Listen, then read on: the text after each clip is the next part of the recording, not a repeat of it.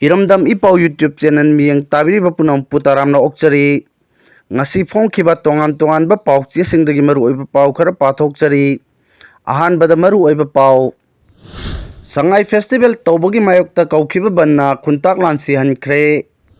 su bom sinaduna India gi mafam kayada attack chathana bahona ramle JP Nadda laklaroi Mohan Bhagwat ngasi Imphal da thunglaragani amadi Nitish Kumar ngasi wasak lauragani hawjik pau sandokna pijari Sangai Festival tawbagi mayokta kaukhiba banna khuntak lansi hankhre chatliba November tha si ban blockade kunga dawri miyamna matang chade Sangai Festival pangthokpiganu haiba demand tadabagi mayokta lebak asigi lona athingba thamkhraba KCP MC Progressive na kaukhiba Manipur sun bathungba general strike na Imphal gi maru oiba mafam ayamba khuntak lansi hankhre Pung kungamari gi general strike ban asina maram oiduna Imphal gi maru oiba lambi singda mahuksa gumna passenger puba gari sing chena khidre lalol etiki thabak thoram sing lepna kre Thangal kaithen pauna kaithel amadi Imphal gi manung amasung akoibada leiba dukan ayamba thong hangna khidre lambi da gari chenbagi chang sathina hanthaki lengak ki loisang khudimakta employees sing kanabagi chang yamna hanthaki district amaga atopa district amaga faunaba basing chen khide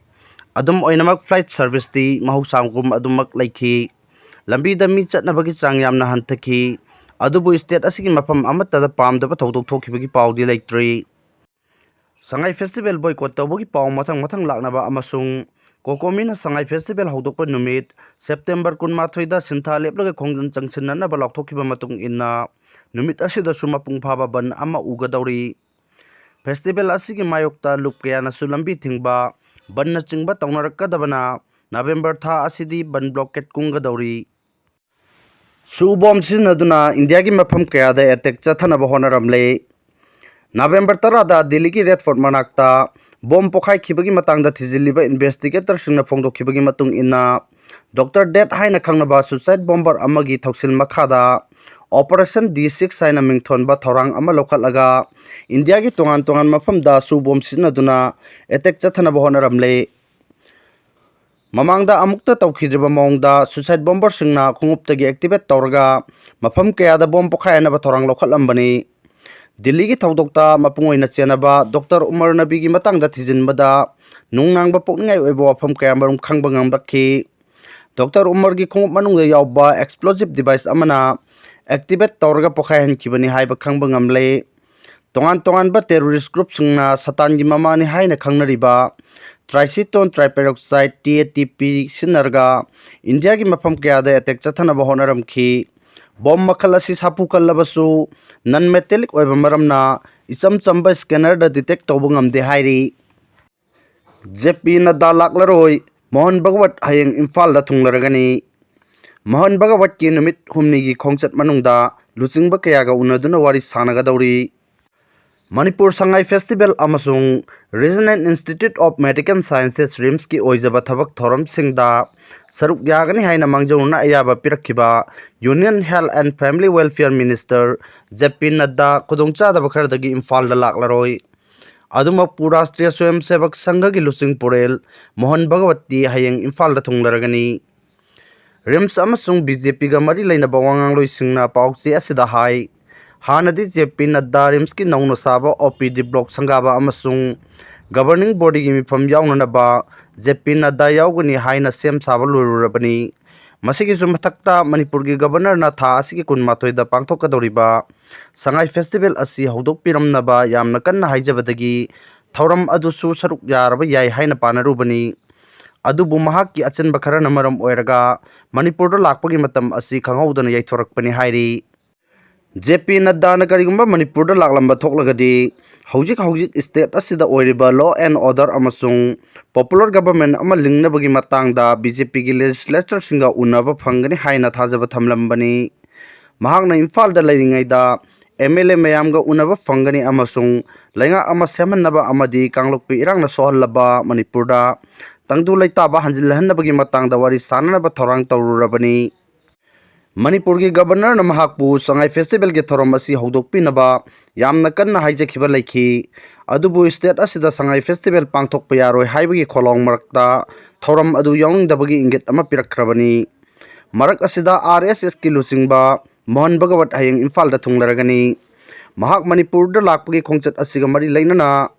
Sangha gi miyoi kayana airport mamang konjeng lekai da leba Bhaskar Prabha Yoga and Naturopathy Center amasung masigi changthok changchin gi lambi sing ningthina tamjin sajin ba hokre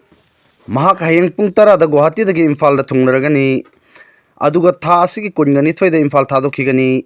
mahak na Imphal da leiringai da program ahum da saruk yaramgani program sing adudi ahanbada state asigi social leader singa unaba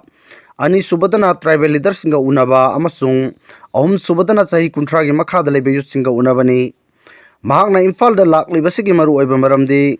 RSS linkhat kibagi chahi chama subaga mari leinana state sing da leiriba miyamga unaba amasung RSS ki maramda khangan baga loinana RSS na matung tarakpada lorkadaba khunai gi thodang singi matang da wakhal taminabani mahakna pandam thamliba singi manungda Manipur da khundariba tongan ba kanglup sing amasung khunai gi tongan ba sinpham da leiriba khunai gi lusing ba sing unabani asigumba thoram ama ngarang dagi Assam da pangthokpa haukrabani Assam gi thoram adu loiraba matung mahak Imphal da thungnaga doribani hairi Nitish Kumar ngasi wasak laurgani JDU gi luchingba Nitish Kumar bu ngasi ayuk pung 12 makhaida Bihar gi chief minister oina wasak laurgani wasak lobagi thoram aduda India gi Prime Minister Narendra Modi India gi makok thongba luchingba sing India na lengakpa state sing gi chief minister sing amasung union minister kya su saruk yagadori Nitish Kumar bungasi JDU legislature party gi luchingba oina khanchibaga loinana tararak suba oina chief minister gi wasak longnaba thorang lokhatkibani hairi Nitish Kumar gi lengakta minister oina wasak loraba yai haina thajanariba singi manungda BJP की सम्राट चौधरी विजय कुमार सिन्हा मंगल पांडे नीतीश मिश्रा रेणु देवी नीरज कुमार सिंह बबलू संजय सरावगी हरी साहनी नितिन नवीन अमसुंग Rajneesh Kumar Singhani JDU की ओइना MLA तरग माथोई लोइनना LJP ISAM अमसुंग RLM की MLA अहुम मिनिस्टर ओइना वासक लौरबयाई हाइरी Manipur gi tongan ba sinpham da thau pangbiriba miyam pumnamakna Sangai festival da saruk yagumsi haina herikor na thadorokpa cherol amana khangalakli Haujik Manipur lengakna sinduna pangthokani haina sillangliba Manipur Sangai festival asi miyam amadi IDP singbu karisu laitana khanba thawong amani Haukiba chahi 2019 gi me ohumdagi Chinkuki narco terrorist na maitai miyam da landaraktuna mayum maikai kaya mai thadok piduna Lanjenar pachahi ahum mapung pharka dorba lan asina mayumda hanjenba ngamdana leiriba relief camp singi karisu khandana Sangai festival pangthokpana hena maru oi haina khanduna thaurangliba si yamna laibak thibani haina Ethno Heritage Council Herikon gi Secretary General Ahibam Anand khuyek piduna press da thadorpa cherol asina hairi cherol asina hai mioi lising humfu henbana hojik phawbada tongan ba relief camp singda awaba chaitheng khanglingai Miyoi kaya amana hojik phawba thiba khangdana leiriba miyoi kaya amana thawaina pontha pikhraba cherak asida PR lengangna pangthokna ba sem sariba Sangai festival 2025 asibu tawdana ba IDP sing amadi lamdam asigi apunba lup ama oiriba kokomi amadi tongan ba lup gyana boycott tawbagi khongjang asi herikona sumapung phana saugatli Loinana lamdam asigi tongan ba sinphamda thawpangbiri basing maruoina isai nongmai jagoi sound light tent house music band na chingba chalairi ba pumnamakna miyam gi khanbiduna saruk yabiganu haibu wafam thamlakli cherol asina hai haujik PR lengak asina maruoiba thaudang loduna silliba Sangai festival 2025 asi lebang miyam humna boycott tawfam thoi saruk yafam thokte Aikoi haujik irang asilo sillabra sahi ani makai helaba fawbada lanjena duna leiriba IDP sing asi masa gi mayumda hanjilhanna bahona bagi mahutta kumai harau pamba maitengni kumai harau kaya sinjinduna irang asilo sille Manipur asi irang leitre haina malemgi miyamda unnaba sinba manba thawong asi yamna laibak thibani asukanna law khongduna pangthoktanaba हंजिन हंजिन हाइरब फाउबदा PR लेंगाक असिना नमदुना सिनगनी हाइना मियामना हाइबा तादना थौरांगलिबा असि लेबाक मियाम असिबु करिसु लैते हाइना खनबनी हाइना लवी हौजिक अखोई नेशनल हाईवे अनिमक्ता चथोक चसिन तौबा यारबरा मोरेदा मैतई सिंह हानगुमना खुंदा लैताबा यारबरा चुराचानपुर इकौ यंखुमान तोलाइथाबी तोरबुंग बंगला कांगपोकपी अमदि अतई मैतई ताबा खुलसिंग असि चंगदुना लैबा यारबरा हिरम असिगी मतंगदा मिजेंग चंगबगी महत्ता संगाई फेस्टिवल सिनमना हेना मरु ओइ खंदुना थौरांगलिबा असि मरम चादबा थौंगनि हाइना हेरकोना लवी फेस्टिवल असि सिनबदा थादगदौरिबा यामलेबा सेनफम क्रोर 15 अदु आईडीपी सिंगी याइफनबा थौरांग तौबीबना हेना चुंगनी हाइना खल्ली आईडीपी सिंग नोंमगी फंगफम थोकपा लुपा चामा पीबददी कक्थोक कक्सिन तौदुना लुपा 34 पीबगी वाथोक लैरिबनी मणिपुर की अतांग लन संगाइबू मालेम की मियामदा हेन्ना मसक खंगनबा इरमदम की नाट अमदी कल्चर योखटनबा फेस्टिवल असिना अखोइगी सेनमिटलोंदा खर मखैदी मतेंग ओइगनी हाइबगी वाखलोंदा अमदी मपान थोंगी फजबा मिजेंग अमा थमलगा संगाइ फेस्टिवल पांथोकनबा होनरकपा असिदा इरांग असिना अवाबा चैथेंग नंगलबा आईडीपी सिंगना संगाइ फेस्टिवल सिनबा होनरगिबा सि मायोक्ता लेरखिबनी आईडीपी सिंगना मसा मसा की मयुमदा हंजिनदुना खुंदा लैतादुना लैरबा स्टेट असिगी नेशनल हाईवे अनिमक्ता चथोक चसिन फ्री मूवमेंट जारबा इरांग असि लोइसलबा मतमदा संगाइ फेस्टिवल कुमई असि सिनबदा अकाइबा लैते हाइरी जेरोल असिना अरोइबदा हाइरिबदी ngasi अखोइगी इसागी इरमदमदा हिंबगी हक फावबा मत्तुना थंबिरगा अखोइबु अमुक जगोई साहनगनी इसै साहनगनी अमदी सेल थादादुना लहनगनी हाइदुना तौरिबा असि लमदम असिगी मियामबु उसित्तबनी अखोइबु करी ओइना उरिबनो हाइबसी हंगदबा यादबा वाफम अमा ओइरे हौजिकपु अखोइ टूरिज्म चाखोलहन्नबगी वाखन खनबा मतमला नत्रगा इसागी इरमदा निंगतमना हिंगन्नबा हाना होनगदबा मतमला जिंगदा खुलाई पाइबा नार्को टेरोरिस्ट सिंगना लानबन सादना क्वेश्चन थमलगा मणिपुर लैरिबा इंडिया लैंगाकना मणिपुर टूरिज्म चाखोटनबनी हाइदुना होनरिबा असि मरम कयाम चाबगे हौजिक आईडीपी सिगी मराइबा करोम थोकदौरी खुनाई असिगी तुंगी युम्बी ओइरकदौरिबा अवांग वाखलोट कयागा लोइनना मही मक्सिंग तमजगदौबा महिरोय कया ngasiदी इरमदम असिदा आईडीपी ओइदुना आसा मांगसिलकलबा महिरोय हाइबदु ओइदुना हिंगली मखोइगी मराइबंगना करोमदा संगाइ फेस्टिवल दि चामरक लाखिगनी पीस एंड सिक्योरिटी लैतना कदाइदगी टूरिज्म इंडस्ट्री नो कदाइदगी संगाइ फेस्टिवल असिदा मणिपुर की कांगलुप फुरुप खुदिमक सरुक याहनबा ngamgadoribara natraga masi maitai khakki oigadoribara wahang asigi paukhum iraicha singna lengak asidagi matik chana phangba ngamdriba fawba makoina silakpa thorum khudimak aikoi miyamna saruk yaroidabani hairi mayai lambi sambiraktabadagi makha taba khongjang amuk lakadori mayai lambi gi wahingbam laikai wangoi fawbagi फिबम सोक्लबा लंबी असि नवेम्बर 18 फावबदा सेंबा हौद्रबदी थंगनबा नुमित नवेम्बर 19 दगी अकनबा खोंजंग कया चंगसिलगनी हाइना लाउथोखरे निंगसिंगबा याबदी ममांगदसु हाइरिबा लंबी मतेक असि सेंबिदबगी मायोक्ता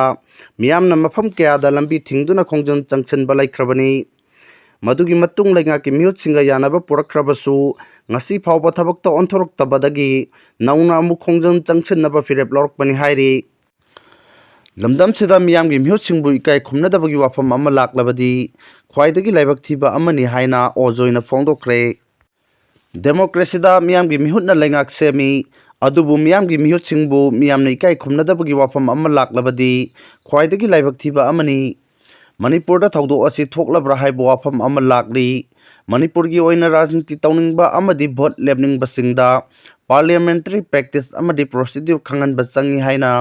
veteran अमदी ex minister Okram जोइना फोंदोक्रे वाफम असिंगसी मणिपुर यूनिवर्सिटी स्टूडेंट्स यूनियन नसिंदुना Jawaharlal Nehru university JNU PG centre Manipur की 58 सुबा फाउंडेशन देगी थोरम अमा मणिपुर यूनिवर्सिटी की सेनेट हॉल पांथोखिबा अदुगा मरी लैना फोंदोखिबनी ngasi pangthokiba thoram aduda manipur university ki vice chancellor professor N Lokendra MU ki students welfare ki dean professor CIS Ibohol MU ki hana ki vice chancellor Dr NG Bijoy Alhaj MD Alimuddin Memorial Public Charitable Trust ki secretary Muhammad Laki Ahmad MSU ki president Nongpok Anba Yambem yauna manipur university ki oja singh mahiroi musugi volunteersing amadi mioi kyana saruk yakhi ngasigi thorom aduga mari leinana okram joina hai Jawaharlal Nehru University PG Center Manipur asina ngasi Central University ki thak yaurba Manipur University oirakpagi ahan ba khongfam ni Center asin lakna ba honarakpada chen chongkhiba amadi achoba thodang laukiba sing aikhoina kawba chumloi makhoi bu aikhoina ningsing ba changi state asigi hojik oiriba issue asiga mari leinana okram joina hai state asi hojik onthokpa phibam amada leiri Manipur University da leiriba akang ahi professor Oza Singna direction piduna amadi guide tawduna punna in ba honaba matam oire masida university asigi vice chancellor registrar na mapung oiba thodang lobiu nakal amaromda miyamgi mihutna lengak semba democracy chatpa lebak asida miyamgi mihut chingbu ikai khumnaraktaba asi yamna laibak thibani haina akang ahi singna takpirami Manipurda miyamgi mihut sing ikai khumnadabagi aroiba pangkhai adu yoroklabra haina khanjai rajniti tawningba amadi vote lemningba singda parliamentary practice amadi procedure ikhang dabagi maungda ui onthok pathabak sing tawduna leire Manipur University na thorang ama paikhat piraga tangai fadana parliamentary practice amadi procedure sing rajniti tawningba amadi vote lemningba singda khangan biragadi lamdam asigi oina yamna kanaba oigani haina okram joina fongdoki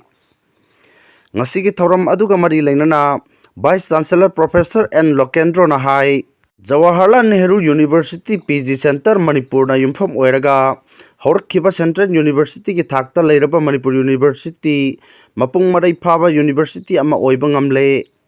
University asigi makhada school mapal amadi department ni futare leiduna mahiroi lising taruk ka chanipan awangba thaki mahimasing takpi tambiri University asigi makhada college chamaga taraga mapan affiliate tawduna mahiroi lising humfutara henba mahimasing phangali